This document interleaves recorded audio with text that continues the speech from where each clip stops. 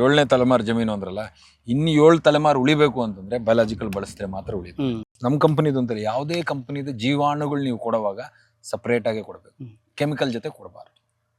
ಮತ್ತೆ ತಾವು ಈ ಟ್ರೈಕೋಡರ್ಮಾ ಮತ್ತೆ ಸುಡೋಮೋನಸ್ ತಾವೇನು ಹೇಳಿದ್ರಿ, ಅದನ್ನ ಒಂದು ರೌಂಡ್ ಸ್ಪ್ರೇನು ಮಾಡಿಸಿ, ಅದೇ ಲಿಕ್ವಿಡ್ ಉಳಿದಿರುತ್ತಲ್ಲ ಅದನ್ನೇ ಒಂದು ರೌಂಡ್ ಕ್ಯಾನ್ಗೆ ಹಾಕೊಂಡ್ಬಿಟ್ಟು ಒಂದು ರೌಂಡ್ ಸ್ಪ್ರೇ ಮಾಡ್ಕೊಂಡು. ನಾನು ಏನ್ ಮಾಡಿದೆ ಅಂದ್ರೆ ಎಳಸ್ಬಿಟ್ಟೆ ನೀರೊಳಗೆ, ಉಳಿದಿತ್ತಲ್ಲ 90% ಅದನ್ನೇ ಮಾಡ್ಬೇಕಾಗಿರೋದು. ಸ್ಪೆಷಲ್ ಡೋಸ್ ಸುಮ್ಮನೆ ನೀವು ಖಾಲಿ ಕೂತಿದ್ದಾಗ ಅಂದಾಗ ಒಂದು ಕಲ್ಚರ್ ಮಾಡ್ಕೊಂಡಿರ್ತಾನೆ, ಕ್ಯಾನ್ಗೆ ಹಾಕೊಂಡು ಒಂದು ರೌಂಡ್ ಹೊಡೆದು ಬಿಟ್ರೆ ಗಾಳಿಯಲ್ಲಿರೋ ವಿಲ್ ಟು ಬ್ಲೈಟ್ ಕಂಟ್ರೋಲ್ ಬರುತ್ತೆ. ಸಾಮಾನ್ಯವಾಗಿ ವಿಲ್ ಟು ಬ್ಲೈಟ್ ಹೆಂಗ್ ಬರುತ್ತೆ, ಗಾಳಿ ಮಣ್ಣು ನೀರು. ಈಗ ನೀರಲ್ಲಿ ಬರಲ್ಲ, ಮೊದಲು ಎಲ್ಲ ಫ್ಲಡ್ ಇರಿಗೇಷನ್ ಮಾಡ್ತಿದ್ವು, ಅಲ್ಲಿಂದ ಆ ಕಡೆಯಿಂದ ಹೋಗ್ತಾ ಇತ್ತು. ಇವಾಗ ಆ ಪದ್ಧತಿ ಇಲ್ಲ, ಯಾರು ಮಾಡೋದಿಲ್ಲ, ಡ್ರಿಪ್ ಪೈಪ್. ಈಗ ನಿಮ್ಗೆ ಬರಕ್ ಸಾಧ್ಯ ಇರೋದು ಗಾಳಿಯಲ್ಲಿ ಮತ್ತೆ ಮಣ್ಣಲ್ಲಿ. ಸೊ ಮಣ್ಣಲ್ಲಿ ಡ್ರೆಂಚಿಂಗ್ ಕೊಡೋದ್ರಿಂದ ಎಲ್ಲ ಕಂಟ್ರೋಲ್ ಬಂದ್ಬಿಡುತ್ತೆ. ಗಾಳಿಯಲ್ಲಿ ಸ್ಪ್ರೆಡ್ ಆಗೋದಕ್ಕೆ ಒಂದ್ಸರಿ ಸ್ಪ್ರೇ ಮಾಡ್ಕೊಂಡ್ರೆ ಟ್ರೈಕೋಡರ್ಮಾ ಸುಡೋಮೋನಸ್ ಇವನ್ನೆಲ್ಲ ಸ್ಪ್ರೇ ಮಾಡೋದ್ರಿಂದ ಏನಾಗುತ್ತೆ, ಎಲೆಗಳ ಮೇಲೆ ಕುಂತಿರೋ ವಿಲ್ ಟು ಬ್ಲೈಟು ಕಂಟ್ರೋಲ್ ಬಂದ್ಬಿಡ್ತವೆ. ಈ ಜೀವಾಣುಗಳು ಎಷ್ಟು ದಿನ ಎಲೆ ಮೇಲೆ ಬದುಕಿರ್ತಾವೋ ಅಷ್ಟು ದಿನ ಬದುಕುತ್ತೆ. ಇನ್ನೊಂದು ಇಂಪಾರ್ಟೆಂಟ್ ಹೇಳ್ತೀನಿ, ಯಾಕೆ ಲಾಂಗ್ ಟರ್ಮ್ ನೀವು ಅಂದ್ರೆ ಇವು ಜೀವಾಣುಗಳು ಯಾಕೆ ನಿಮ್ಗೆ ಅರ್ಥ ಆದ್ರೆ ಜನರಿಗೂ ಅರ್ಥ ಆಗುತ್ತೆ ಅನ್ನೋದು ಪರ್ಸೆಪ್ಷನ್.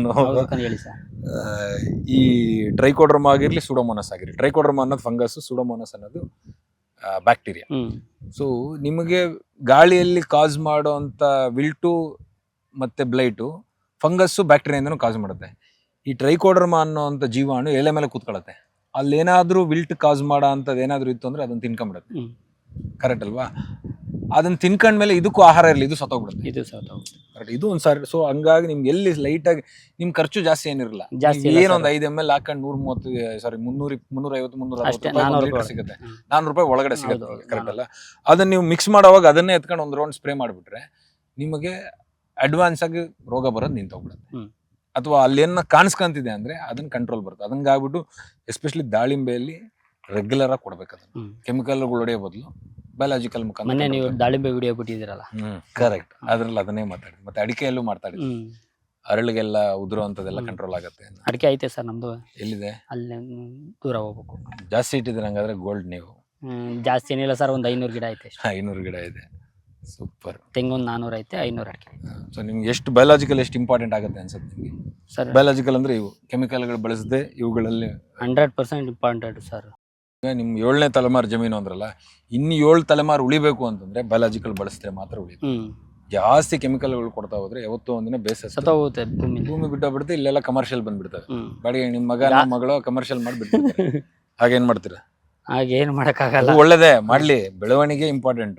ಬಟ್ ಮಣ್ಣನ್ನ ನಾವು ಉಳಿಸ್ಕೋಬೇಕು ಅಂದ್ರೆ ಮಣ್ಣಿಗೆ ಕೆಮಿಕಲ್ಗಳು ತುಂಬಾ ತುಂಬಾರ್ದು, ಕೊಡಬೇಡಿ ಅಂತ ಹೇಳೋದು. ಯಾಕಂದ್ರೆ ಮೋನೋಕಲ್ಚರ್ ಇದೆ ನೋಡಿ, ಒಂದೇ ಎಕರೆಯಲ್ಲಿ ಎಷ್ಟು ಟೊಮೆಟೊ ಗಿಡಗಳಿದಾವೆ?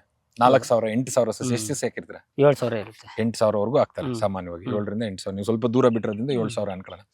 ಒಂದ್ ಎಕರೆಯಲ್ಲಿ 7ರಿಂದ 8,000 ಟೊಮೊಟೊ ಸಸಿಗಳಿದಾವೆ ಅಂದ್ರೆ ಅದರಲ್ಲೇ ಕಾಂಪಿಟೇಷನ್ ಇದೆ ತಾನೆ?